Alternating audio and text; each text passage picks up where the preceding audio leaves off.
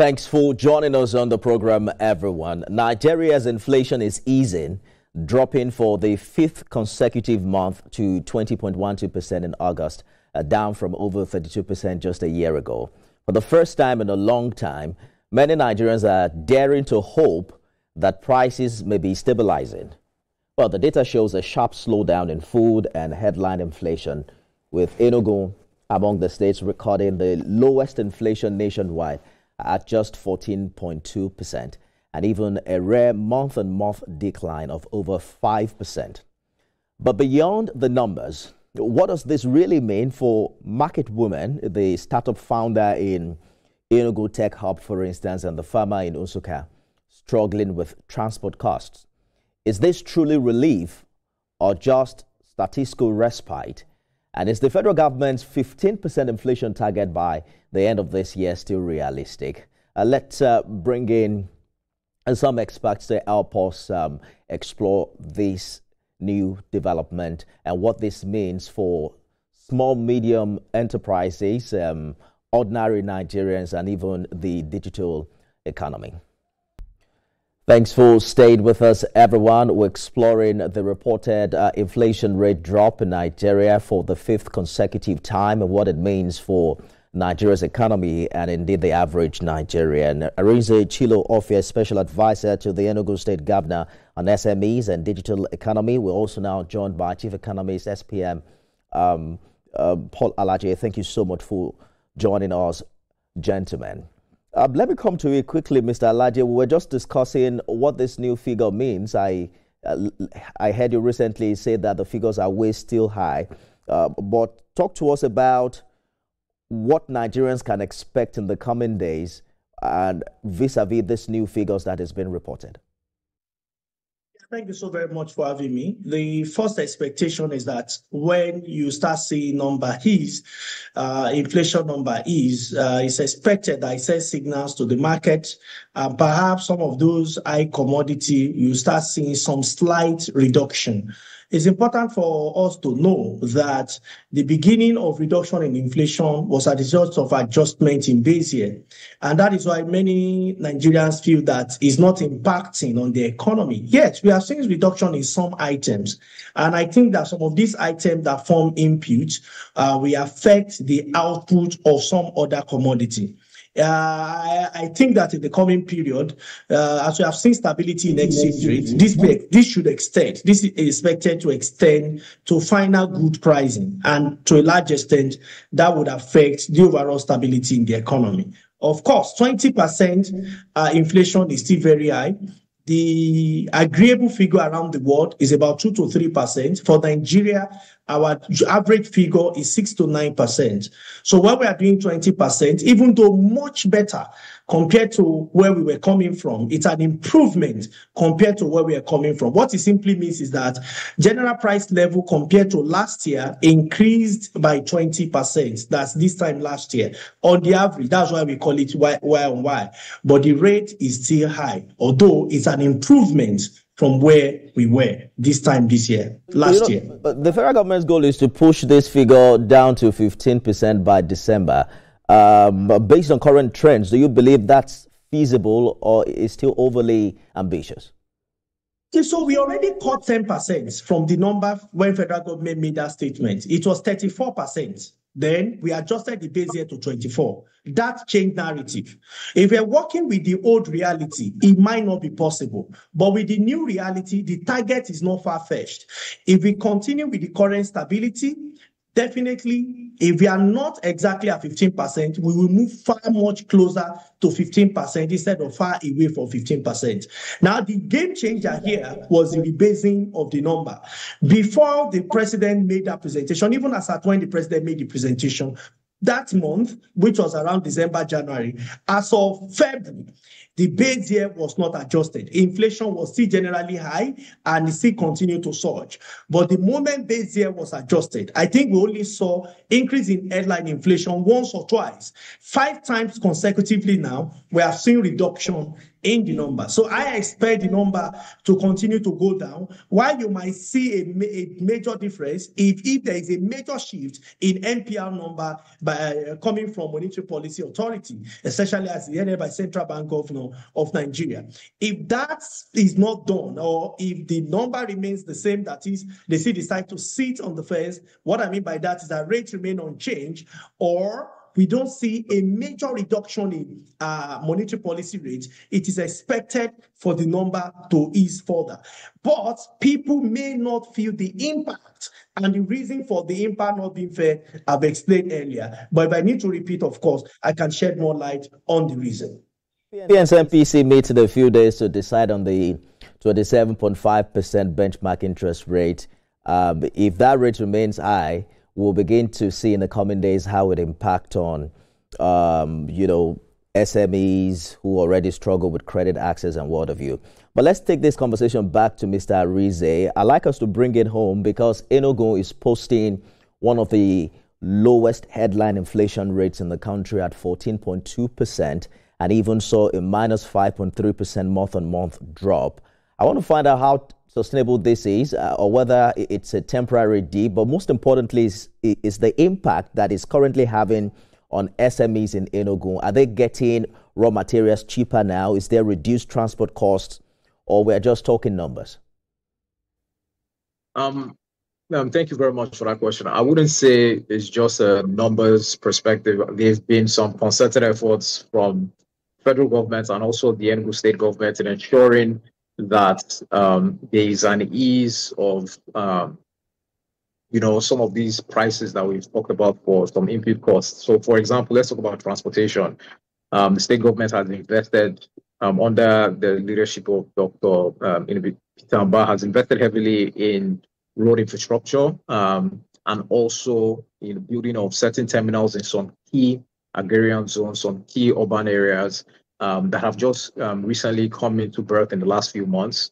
We have an improved transport system all across the state, and it's been very beneficial in supporting low-income earners to be able to move freely across board. And we've set those prices at a very manageable nominal price. So people can easily traffic themselves or their goods from the urban areas in Enugu metropolis towards Nsukka, or as the case might be, across the whole state. So that has been quite beneficial. From a food price standpoint, there's also been some concerted efforts regarding making availability of inputs to our smallholder farmers through some unique schemes of His Excellency to ensure that they have access to these inputs at no cost, under specific programs like the Enugu NG Cares program as well, that has been very beneficial for smallholder farmers here in the state. Then a key thing we've done for our nano enterprises and MSMEs as well was we went through a very extensive data collection exercise to be able to map our small businesses across board, across all 17 local governments. And we have started in ensuring that they have access to credit grant programs for women-led nano enterprises. About 15,000 of them have benefited to the tune of about 1.2 billion in the last 4 months. We are commencing a single-digit interest rate program that cuts across nano to SMEs from 250,000 to 10 million across 3 years at 9% in the coming months, by next month. So, just across board, they've been concerted efforts to ensure that the pains of the relatively high inflation rates, like my previous speaker said, year on year. But the reality is, it's dropping month by month to the tune of, just a little over 21%. This is something that we have to, seeing where we came from, we have to give the kudos to the Tinubu-led administration in ensuring, the reforms that they've been putting across board are starting to take effect, and we're starting to see the bites from that. Salaje, core inflation covering housing, power, transport, education actually rose month on month, and there are talks as to whether or not living costs remain structurally high despite headline numbers dropping. But break this down for us. Enugu is recording 14.2. A state like Ekiti has as high as 28%. Does that mean different quality of lives for Nigerians in these different parts of the country? you so very much. I was recently in Enugu and I saw some of the work that is going on in Enugu. You see, we need to first know what is driving inflation. Ekiti is farming far better than Enugu when it comes to output because I've been to Ekiti. But why is Enugu having relatively lower inflation numbers than Ekiti? That's where you have even quote and unquote more farmers. I've been to places like Agwani, Uwani in Enugu, and I've checked out a few places in those, and it's one of the remote area. You know, you can ask my colleague in this call. Few places I've been to Enugu when I went to pick numbers, but I saw deliberate effort of the government in that state. What I saw was that the government understood that what is driving inflation is not just food supply, but also logistics. They don't have full control over food supply, but they have control over logistics. So they invested in logistics. At the end of the day, what matters is price. Once you can call the price, it will average price level when they measure by Bureau of Statistics, it will show whether it's increasing or decreasing. It is not exactly the same in Ekiti. So the kind of infrastructure that is, I'm not saying Ekiti governor is not working. I respect him, he's trying his best. But I think that we should now target development. We should target bringing down the numbers. Our policy should be challenges targeted. For instance, by what do we want to drop inflation? And let me tell you this, sir. The president alone cannot drop inflation. All the states must add what they are doing in terms of reducing food inflation, using food supply and logistics. Those are two key components. Then what federal government can do is exchange rate stability. We have seen that. It has stand around 1,500, 1,600 over the months. So if that is the same, because monetary policy is largely a federal responsibility, but food supply is largely a subnational responsibility and local government. So we need the two a level of government, the federal and state, to come together. And that is why I say FAC allocation should not just be where we look at. When we have Federal Executive Council and make economic decision, we must also look at what must be done.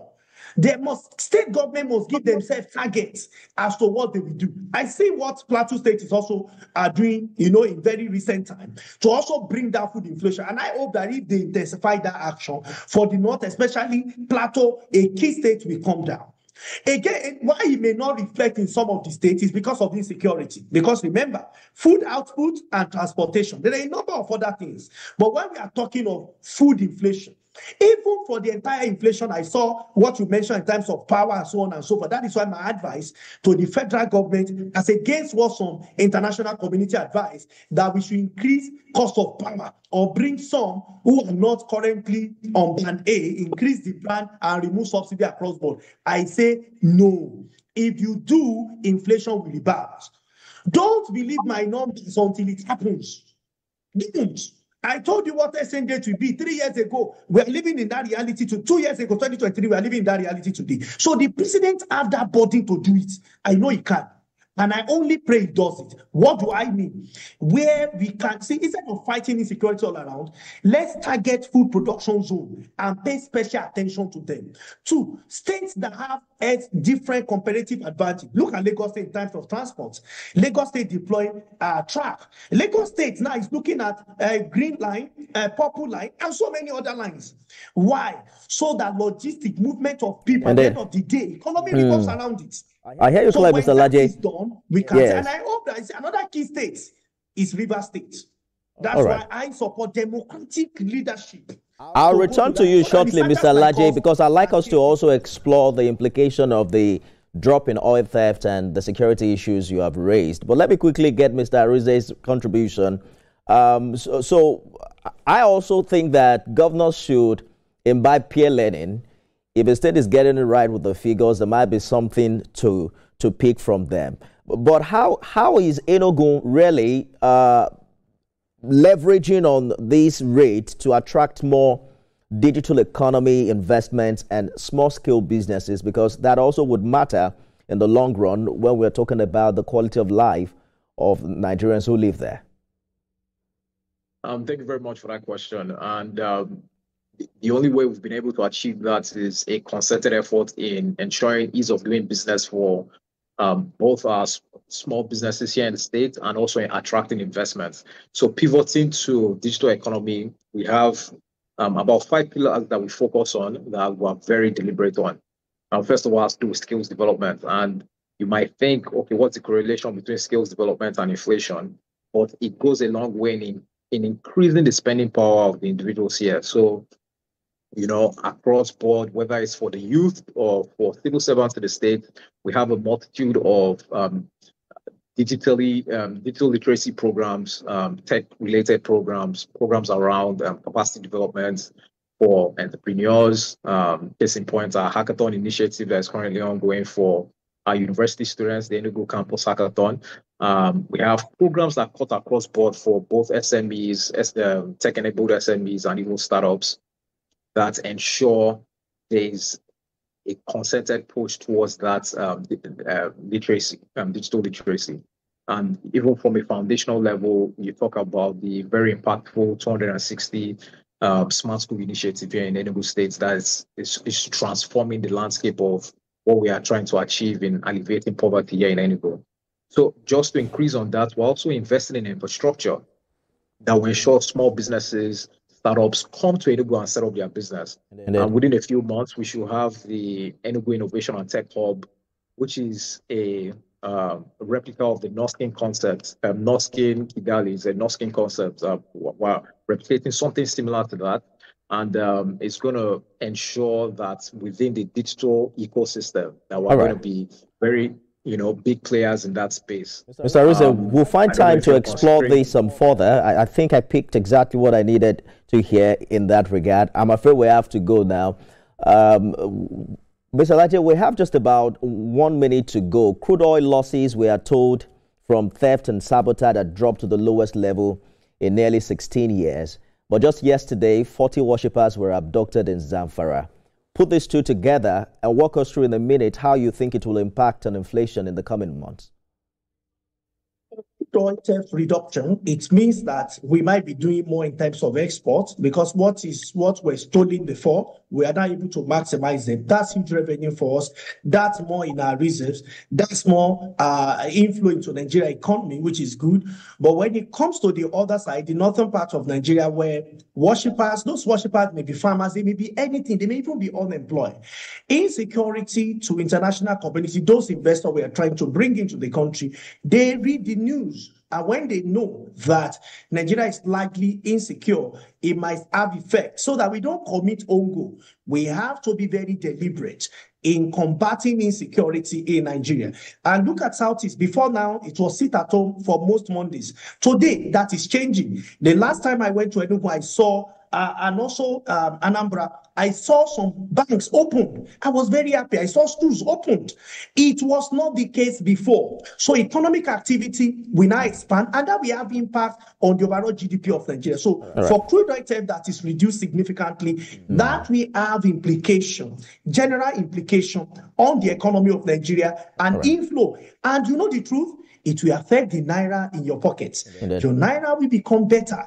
So when we say that we must do everything to combat oil theft, I am saying that when you take your 1,000 naira to buy something in the market, I always want you to come back home with more. It's not because I just want us to do security for security's sake. The poor people in Nigeria, wherever they may be, whether in the north, in the south, if you have stronger naira, better naira, that you don't need to necessarily defend to have it, then it will be more in their pocket. And that is what everybody wants. The same money I have, can I buy more with it? That's the game changer. We have completely run out of time. Chief Economist, SPM Professionals, Paul Alaje, thank you for joining us.